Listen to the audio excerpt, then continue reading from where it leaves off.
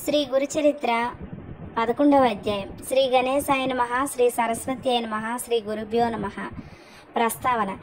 11, 12వ అధ్యాయాల్లో శ్రీ దత్తాత్రేయ స్వామి యొక్క రెండవ కలియుగ అవతారమైన శ్రీ నృసింహ సరస్వతి స్వామి వారి వృత్తాంతం చెప్పబడుతుంది. ఇందులో గమనించవలసిన ముఖ్యమైన అంశాలు ఇవి. 1. శ్రీ శ్రీపాద స్వామి గాని శ్రీ నృసింహ సరస్వతి స్వామి గాని తాము భగవద్ అవతారులమని లోకానికి చాటుకోలేదు. శ్రీరాముడు కూడా ఆత్మానం మానుషమన్యే, నేను మానవుడిననే తలస్తున్నాను అన్నారు. శ్రీకృష్ణుడు తాను భగవద్ అవతారమని అర్జునుడు వంటి ఆంతరంగికులకు కొద్ది మందికి మాత్రమే చెప్పాడు గాని లోకానికి చాటలేదు. దీనిని బట్టి నిజమైన అవతార పురుషుడు తన నిజ తత్వాన్ని లోకానికి చాటుకోడని తెలియాలి. వేదవ్యాసుల వంటి సత్యద్రష్టలు కొద్దిమంది మాత్రమే ఈ రహస్యాన్ని గుర్తించి లోకానికి తెలియపరిచారు. ఈ అవతారమూర్తులందరూ తమ నిజమైన విశ్వరూపాన్ని ఆంతరంగికులకు ప్రసాదించి అనుభవపూర్వకంగా తమ దైవత్వాన్ని నిరూపించారు. అలాగని పౌండరీక వాసుదేవుని వంటి కీర్తికాములు మాత్రమే తాము అవతార పురుషులమని లోకాన్ని నమ్మింపచేశారు. అవతార అందరూ సద్గురువులను ఆశ్రయించి సత్సాంప్రదాయాన్ని పాటించారే గాని తమ కట్టి ఆలంబనలు అనవసరమని తాము సర్వధర్మాలకు అతీతులమని చెప్పి స్వేచ్ఛాచారులు కాలేదు. అవతార పురుషులందరిలాగే వీరిద్దరూ తాము జన్మతః పరిపూర్ణులైనప్పటికీ వినమ్రులై సాధకుల వలనే ప్రవర్తించారు గాని సిద్ధులమని విర్రవేగలేదు. వీరు దివ్య లీలలను ప్రదర్శించినప్పటికీ అవి ఆర్తులను రక్షించేవిగాను అర్ధార్థులను పోషించేవిగాను నిర్దిష్టమైన ఆధ్యాత్మిక భావనను భక్తులకు ప్రసాదించి వారిని మోక్షోన్ముఖులు చేసేవిగా మాత్రమే ఉన్నాయి. కేవలం తమ శక్తి సామర్థ్యాలతో లోకులను సంభ్రమాశ్చర్యాలతో ముంచి తమకు కీర్తిని చేకూర్చే సాధనాలైన చిల్లర చమత్కారాలు వారెన్నడూ ప్రదర్శించలేదు. కథారంభం. నామధారకుడు అత్యంత ఆసక్తితో ఇలా అన్నాడు. అటు తర్వాత శ్రీ దత్తాత్రేయ స్వామి రెండవ పర్యాయం ఎక్కడ అవతరించారు, ఏ లీలలు ప్రదర్శించారు? అప్రమేయుడైన ఆ భగవంతుని లీలలు మీరు చెబుతూ ఉంటే వినాలన్న కోరిక నాలో పెరుగుతున్నదే గాని తరగడం లేదు. ఆ రెండవ అవతార విశేషాలు కూడా వివరించండి. అంతటి శ్రద్ధాలువైన శ్రోత లభించినందుకు సిద్ధునికి భగవన్ లీలలు తనివి తీరా వివరించి చెప్పే అవకాశం లభించింది. అట్టి అదృష్టానికి పొంగిపోయి సిద్ధుడు నామధారక, దీనులను ఉద్ధరించడానికి తమను తాము దత్తం చేసుకున్న పరమేశ్వరుని చేతలు యోగీంద్రులకు కూడా ఊహించ సాధ్యము కానివి కనుక నేనెంత వర్ణించినా అగాధమైన అగాధలో లవలేశమే అవుతుంది కానీ ఆయన లీలలన్నీ చెప్పినట్లు కాదు సుమా, ఇక విను అని ఇలా చెప్పారు. శ్రీపాద స్వామి ఆదేశించినట్లు అంబిక జీవిత శేషమంతా శివపూజలో గడిపింది. ఆమె మరుజన్మలో మహారాష్ట్రలోని కారంజా లేక లాడకారంజా అనే గ్రామంలో వాజస్నేయ శాఖకి చెందిన ఒక సద్బ్రాహ్మణుని కుమార్తెగా జన్మించింది. తల్లిదండ్రులు ఆమెకు అంబాని నామకరణం చేశారు. ఆమెకు పూర్వజన్మ సంస్కారం వలన సౌశీల్యంతో పాటు శివభక్తి కూడా అబ్బింది. ఆమెకు యుక్త వయసు రాగానే మాధవ శర్మ అనే బ్రాహ్మణోత్తమునికిచ్చి వివాహం చేశారు. అతడు మంచి శివభక్తుడు. ఆ ప్రాంతంలోని స్మార్తులకు శివవ్రతం చేసుకునే అలవాటు ఉండేది కనుక వారిని శివవ్రతులు అంటారు. పూర్వజన్మ సంస్కారానికి తోడు ఈ జన్మలో భర్త యొక్క సత్సాంగత్యం వలన ఆమె ప్రతిదినము సంధ్యా సమయంలో శివ పూజ, భర్తతో కలిసి శని ప్రదోష పూజ, శని త్రయోదశి నాడు విశేషమైన పూజ చేస్తుండేది. విశేషించి అంబ తన భర్తను సూర్యుని ఛాయాదేవి వలె విడనాడక సర్వోపచారాలు చేసేది. ఇలా 16 సంవత్సరాలు గడిచాక అంబ గర్భవతి అయింది.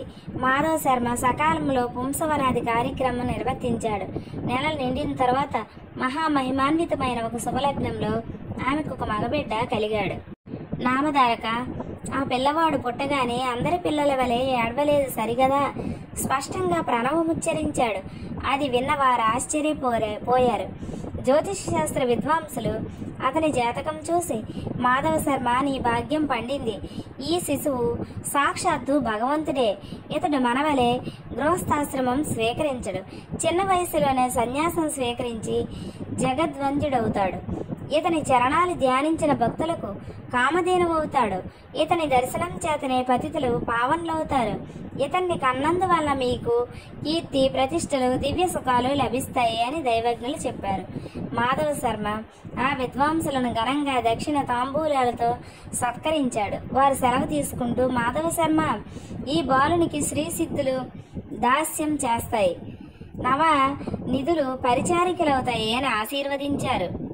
ఆ బాలుడు పుట్టిన వెంటనే ప్రణవం ఉచ్చరించిన సంగతి వాడవాడలా పాకిపోయి అతన్ని చూడడానికి జనం ఇసుక వేస్తే రాళ్ళంతగా వచ్చారు. పిల్లవానికి దృష్టి దోషం తగలకుండా తండ్రి రక్షాబంధనం చేయించాడు. తల్లి అతనికి ఉప్పు, మిరియాలు, ఎండుమిరపకాయలు, వేపాకులతో దృష్టి తీసేది. తర్వాత ఒక సుముహూర్తంలో ఆ పిల్లవానికి శేల గ్రామదేవ అని పేరు పెట్టారు. కానీ ఇంట్లో అందరూ అతన్ని నరహరి అని పిలుచుకునేవారు. నరులంటే అజ్ఞానబద్ధులైన మానవులు, హరి అంటే మానవుల యొక్క అజ్ఞానం వలన కలిగిన దైన్య తాప పాపాలను పోగొట్టేవాడని అర్థం. ఆ పేరు ముందుగానే ఆయన అవతారమూర్తి అని సూచిస్తున్నట్లున్నది. బలహీనంగా ఉండటం వల్ల అంబ వద్ద పిల్లవానికి చాలని పాలు లేవు. పిల్లవాని కోసం ఒక దాదిని గాని పాడి మేకను గాని ఏర్పాటు చేయాలని ఆ దంపతులు ఆలోచిస్తుండగా ఆ పిల్లవాడు తన చిన్నారి చేతులతో తల్లి యొక్క వక్షస్థలాన్ని స్పృశించాడు. వెంటనే ఆమెకు స్తన్యం పెళ్ళుబుకి 32 దారులుగా కారి నేలపై పడ్డాయి. ఆ విషయం అందరికీ తెలిస్తే బిడ్డకు దృష్టిదోషం తగులుతుందని వెరచి అంబ ఈ లీలను రహస్యంగా ఉంచింది.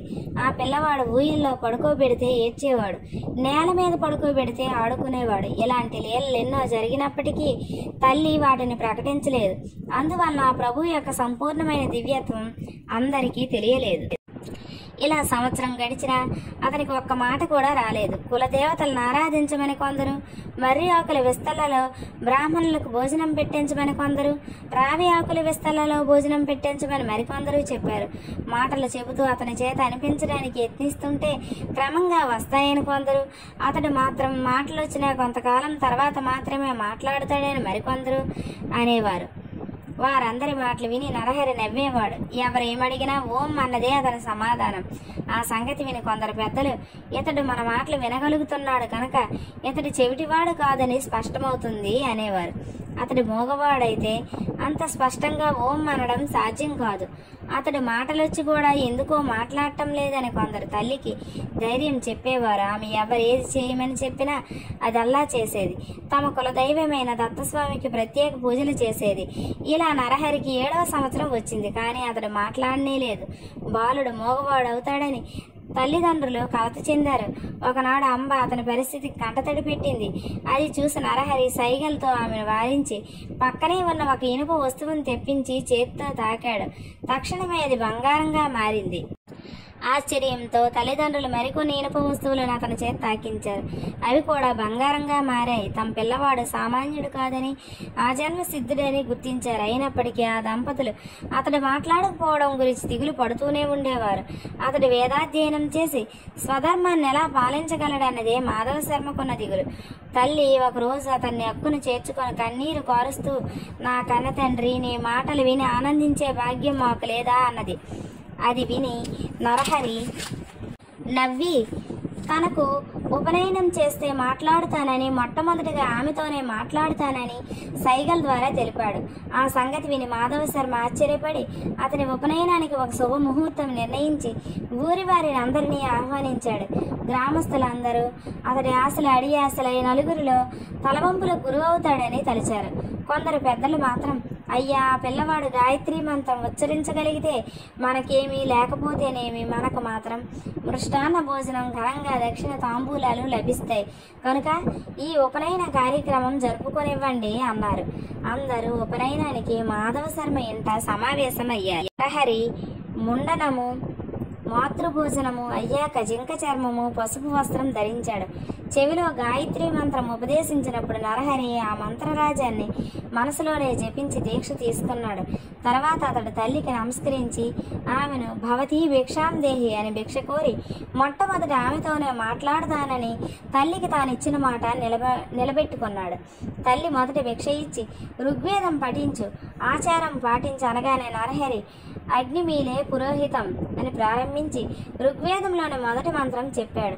అంబ రెండవసారి భిక్ష ఇచ్చి యజుర్వేదం పఠించు, ఆచారం పాటించు అనగానే నరహరి ఇషేత్వ అని ప్రారంభించి యజుర్వేదంలోని మొదటి మంత్రం పఠించాడు. తల్లి మూడవసారి భిక్ష ఇచ్చి సామవేదం పఠించు, ఆచారం పాటించు అనగానే నరహరి అగ్ని ఆయాహి అని ప్రారంభించి సామవేదంలోని మొదటి మంత్రగానం చేశాడు. అది వినగానే తల్లిదండ్రుల ఆనందానికి, సభలోని వారి ఆశ్చర్యానికి అవధులు లేవు. జీవితంలో మొదటిసారిగా మాట్లాడటం, ప్రణవోచ్చారణ తర్వాత వేద పఠనంతో గాని చేయకూడదని నరహరి అంతకాలం మాట్లాడలేదని అందరూ అనుకున్నారు. 3 భిక్షలు అయ్యాక ఆయన 4వ వేదం కూడా చదివాడు.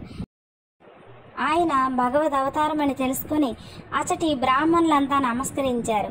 సర్వశాస్త్రాలకు జన్మస్థానమైన ప్రభువుకు ఇది ఒక లెక్కలోనిది కాదు. క్రతువు పూర్తిగా వచ్చింది. మాధవ శర్మ దంపతులు అమితోత్సాహంతో ఉన్నారు. వామనుని వలె భాషిస్తున్న ఆ నూతన బ్రహ్మచారిని నరహరిని తల్లి ఆశీర్వదించి, నాయన ఇక నుంచి నీవు భిక్షతోనే జీవించాలి సుమా అన్నది. వెంటనే అతడు తల్లికి నమస్కరించి, అమ్మ నీ ఆజ్ఞ మేరకు నేను భిక్షువునవుతాను.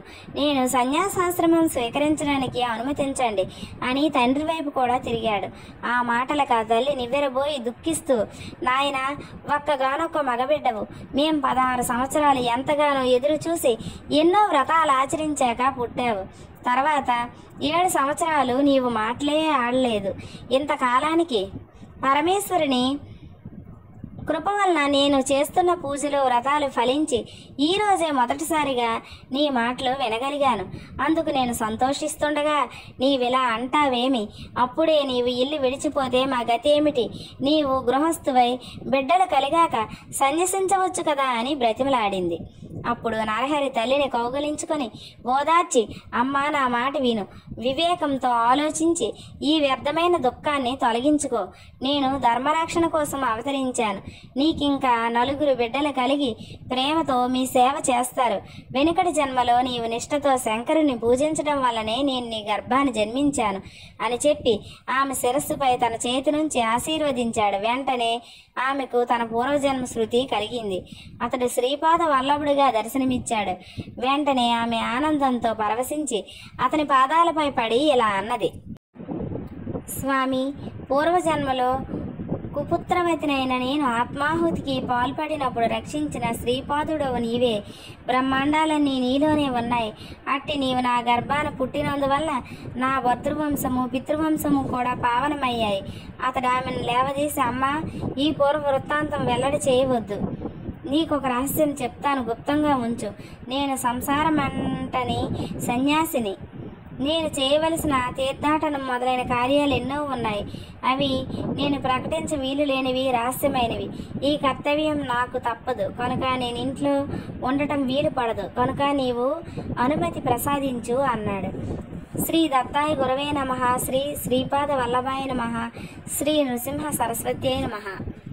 ఇంతటితో గురుచరిత్ర 11వ అధ్యాయం పూర్తయింది. 12వ అధ్యాయం తర్వాత వీడియోలో చెప్పుకుందాం.